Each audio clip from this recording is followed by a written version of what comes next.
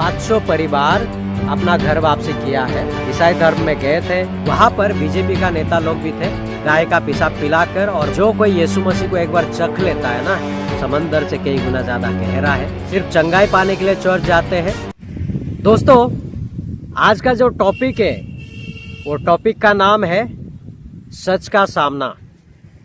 सच का सामना मैंने इसलिए रखा है दोस्तों, कुछ बातें मैं आप सभी को बोलने वाला हूँ, कुछ बातें आप सभी के बीच में शेयर करने वाला हूँ, जो कि लोगों को तो लगता है कि बहुत ही अच्छी बात है, लेकिन इस बात के पीछे जो रहस्य छुपा है, इस बात के पीछे जो बातें छुपी हुई है ना, उसको आज बाहर निकालूंगा मैं। और वो आज आप सभी के सामने मैं बताऊंगा कि वाकई में वो क्या है और कैसा है। आप लोग इसे समझने की कोशिश करना और वीडियो को लास्ट तक ज़रूर देखें दोस्तों, क्योंकि ये इम्पोर्टेंट वीडियो है और ये एक मसीह समाज के लिए ज़रूरी भी है। दोस्तों, आप सभी ने देखा होगा कि बाइबल में हमने पढ़ा है और हमने विश्वास किया है कि यीशु मसीह ने बहुतों की रोगों को चंगा किया। 12 साल से लहू बहने वाली स्त्री को चंगा किया, 38 साल से पड़ा हुआ बीमारियों को चंगा किया, 4 दिन से मरा हुआ लाजरस को प्रभु यीशु ने चंगा किया, सैकड़ों सालों से पड़ा हुआ हड्डी, बिखरा हुआ हड्डी, उसमें जान बल और ताकत को डाला।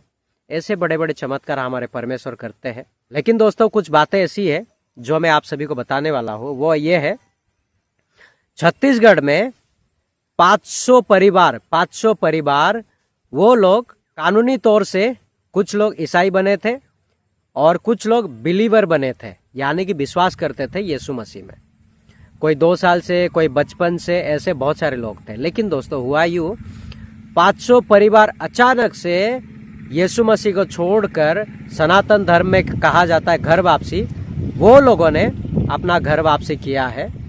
और जब उनसे पूछा गया, वो लोग ये कहते हैं, नहीं, हमें कुछ प्रॉब्लम था तभी हम ईसाई धर्म में गए थे, लेकिन वहाँ पे जाने के बाद हमारा प्रॉब्लम सॉल्व नहीं हुआ, हमारा तबीयत ठीक नहीं हुआ, हम बहुत ही तकलीफ में रहे वहाँ पे। और वहाँ से अभी हम घर वापसी किए और जब हम रिटर्न आए तो हमें अच्छा लगा, हमारा बीमारी ठीक हो गया। और दोस्तों, जिन लोगों को ये बात पूछा गया था, उनका जो चेहरे का एक्सप्रेशन ये था, कोई रो के बोल रहा है और किसी के चेहरे पे रौनक नहीं है। और एक को पूछा गया, आप रो क्यों रहे हो? तो वो कहते हैं, नहीं, ये खुशी का आंसू है कि मैंने घर वापसी कर ली और हमें कोई प्रॉब्लम नहीं। और जो घर वापसी की वहाँ पे जो प्रोग्राम चल रहा था, वहाँ पर बीजेपी का नेता लोग भी थे और जो हिंदू धर्म के जो संत लोग होते हैं वो लोग भी वहाँ पर थे। और उनको कहा गया कि वहाँ पे उनको शुद्धिकरण हम करेंगे, गाय का पेशाब पिलाकर, और बहुत सारी जो उनकी फॉर्मेलिटी होती है वो सब करके शुद्धिकरण करेंगे और उसके बाद वो घर वापसी करेंगे।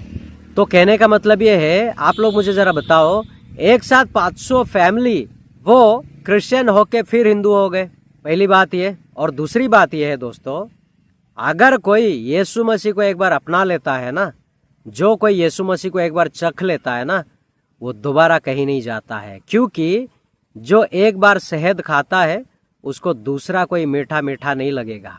शहद के सामने सब फीका लगते हैं। और हमारा जो परमेश्वर प्रभु यीशु का जो प्यार है, वो शहद से कई गुना ज़्यादा मीठा है, समंदर से कई गुना ज़्यादा गहरा है, पहाड़ों से कई गुना ज़्यादा ऊंचा है। और आज वो लोग ये कहते हैं कि हम वहाँ पे चंगे नहीं हुए। तो यहाँ पे मुझे 2 चीज़ समझ में आया। लोग सिर्फ चंगाई पाने के लिए चर्च जाते हैं, उनको अपनी ज़िंदगी का कुछ पड़ी नहीं है। और दूसरी बात यह है दोस्तों, जैसे बाइबल में वचन लिखा है, बुलाए तो बहुत है लेकिन चुने बहुत कम गए हैं। और ये जो थे, ये बुलाए हुए लोग थे लेकिन चुने हुए लोग नहीं थे। इसीलिए, और ये लोग अपने मन से गए नहीं, मैं 110% दावे के साथ कह सकता हूँ दोस्तों, इन लोगों को जबरदस्ती करके इनको लेके गया होगा। और ये बात को मैं झुटला नहीं सकता, ना ही आप झुटला सकते हैं कि ये मैं गलत बोल रहा हूँ।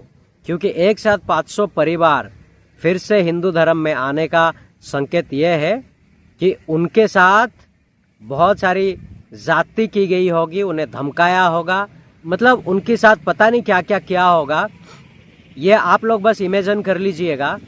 क्योंकि दोस्तों वो वहाँ पे रहते हैं और छत्तीसगढ़ में ही क्रिश्चियंस को तकलीफ होता है, मारते हैं, पीटते हैं। पर मैं एक चीज़ कहना चाहता हूँ, जो देखने वाले लोग हैं, चाहे वो बीजेपी का नेता हो, आरएसएस वाले हो, बजरंग दल वाले, बीएचपी वाले, जो भी है, कि ये जो काम आप लोगों ने अंदर से किया है ये सही है।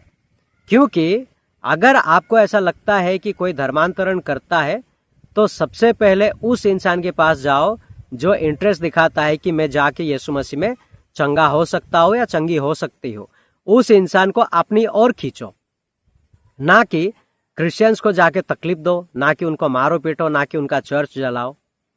और ये कोई विदेशी धर्म नहीं, क्योंकि एक राजनेता वहाँ के वो कह रहे थे कि ये जो विदेशी धर्म है ये मिशनरी धर्म है, इस धर्म से हम हमारे लोगों को घर वापसी करवा के ही रहेंगे। तो इसका मतलब ये है, और ये सारे प्रोग्राम में बीजेपी के नेता लोग शामिल है। इसका मतलब आप समझ सकते हैं कि ये मामला कितना पेचीदा है, और जैसा ये सामने से हमें दिखाई दे रहा है वैसा अंदर से नहीं है। उसके बैक साइड से बहुत सारी षड्यंत्र है, बहुत सारी साजिशें है। इसीलिए, और दूसरी बात यह है, जो गरीब लोग वहाँ पे लोगों को बात करने तक नहीं आता है, उनको हिंदी ठीक से नहीं आती, वो अपनी भाषा में बात करते हैं, वैसे लोग और गरीब लोग, उनको तो कोई भी दबा सकता है, कोई भी कुछ भी बोल सकता है। इसलिए गरीब लोगों को टारगेट किया जाता है, गरीब लोगों को चुना जाता है। क्योंकि गरीब को अगर एक थप्पड़ अगर कोई मार देता है तो गरीब कभी किसी से लड़ता नहीं है। वो ये सोचता है मैं तो गरीब हूँ, मैं बड़े लोगों का कुछ बिगाड़ नहीं पाऊंगा। लेकिन ये बड़े लोग गरीब लोगों को टारगेट करते, उनको मारते पीटते। और बड़े लोगों को उनकी एक कमजोरी पता है कि मैं जाके किसी गरीब को एक थप्पड़ मारूंगा, वो पलट के मुझे जवाब नहीं देगा। तो ये सोच विचार, ये माइंडसेट से ये काम हुआ है। मैं दावे के साथ कहता हूँ, वरना मुझे बताओ कि वहाँ पे बीजेपी नेताओं का क्या काम है।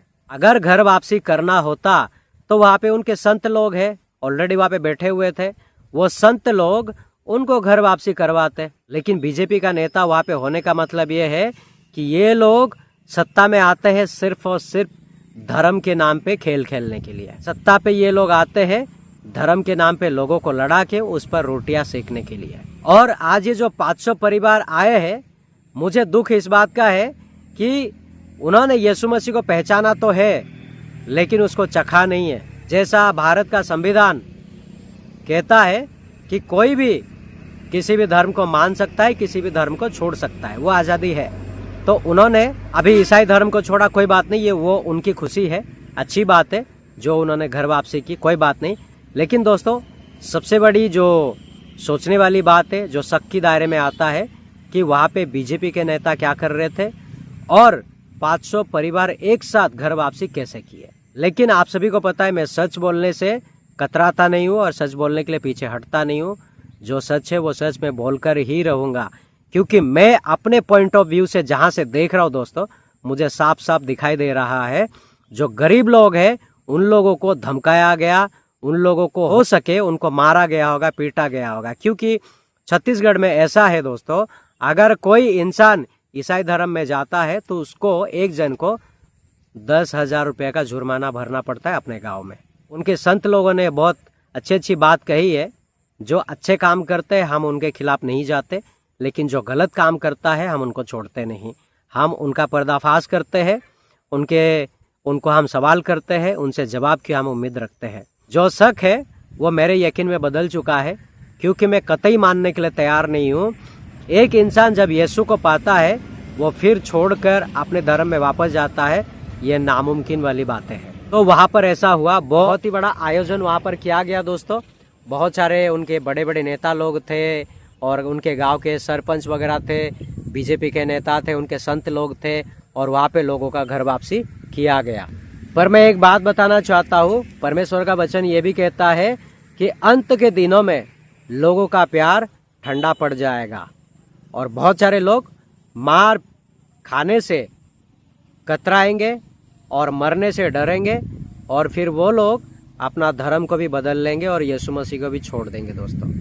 और ये हो रहा है, ये हम सभी की आंखों के सामने ये दिखाई दे रहा है, और इसको ना आप लोग ठुकरा सकते हैं, इस हकीकत को ना मैं ठुकरा सकता हूँ। मैं तो कतई नहीं ठुकरा सकता दोस्तों, क्योंकि मैं अपनी आंखों से देख रहा हूँ और ये तकलीफ, ये दर्द मैं महसूस कर पा रहा हूँ दोस्तों। तो ऐसा हुआ है वहाँ पे।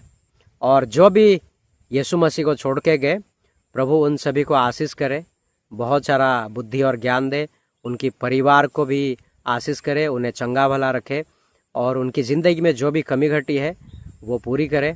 लेकिन वहाँ पे जो लोगों ने कहा ना, हमारे यीशु मसीह का बदनाम जो किया, उन्होंने कहा कि यीशु मसीह ने हमें चंगा नहीं कर पाया, इसलिए हम वापस हमारे धर्म में आ गए। लेकिन ये वो बात नहीं है। यीशु मसीह के लिए कोई भी चीज़ नामुमकिन नहीं है। जब वो समंदर को 2 टुकड़ों में बांट सकता है, 2 भाग कर सकता है, जब सैकड़ों सालों से पड़ी हुई हड्डियों को जान बल ताकत डाल सकता है, उसके अंदर मांस आ जाता है, उसमें खून बहने लगते हैं, वो एक जिंदा इंसान बन जाता है, तो वो परमेश्वर के लिए ऐसी कोई चीज़ नहीं है जो नामुमकिन हो। जिसने आकाश और पृथ्वी को बनाया, उसके लिए कुछ भी नामुमकिन नहीं है। और ये बात मैं अच्छे से जानता हूँ, क्योंकि मेरे ज़िंदगी में बहुत बड़े बड़े गवाही है दोस्तों। मेरे गवाही का कभी मैं वीडियो बनाऊंगा और आप लोगों को दिखाऊंगा कि परमेश्वर ने मेरे ज़िंदगी में कितना बड़ा बड़ा कार्य किया है और कैसे मुझे मौत की मुँह से परमेश्वर ने मुझे बचाया है। वो सारी चीज़ों को भी मैं आप सभी के बीच में लाऊंगा और बताऊंगा दोस्तों। लेकिन हमारा परमेश्वर के लिए कुछ भी नामुमकिन नहीं है, क्योंकि परमेश्वर का वचन कहता है जो मनुष्य से नहीं हो सकता वो परमेश्वर से हो सकता है।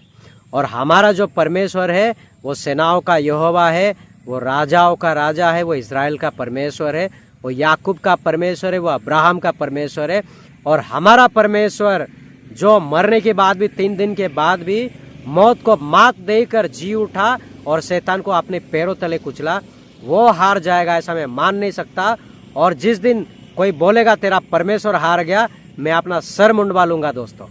ये मैं गुरूर के साथ, घमंड के साथ कहता हूँ उस यीशु मसीह के नाम से, क्योंकि मुझे यीशु मसीह के नाम से घमंड है, गुरूर है, क्योंकि जो मेरा सच्चा खुदा है उसके लिए सब कुछ पॉसिबल है, उसके लिए कुछ भी नामुमकिन नहीं है। और जो लोगों ने ये एजेंडा बनाकर मेरा परमेश्वर का नाम जो खराब किया है, प्रभु उनको बहुत सारी आशीष करे, बुद्धि और ज्ञान दे, और ऐसे ही वो लोग अपनी परिवार में खुशहाली के साथ रहे।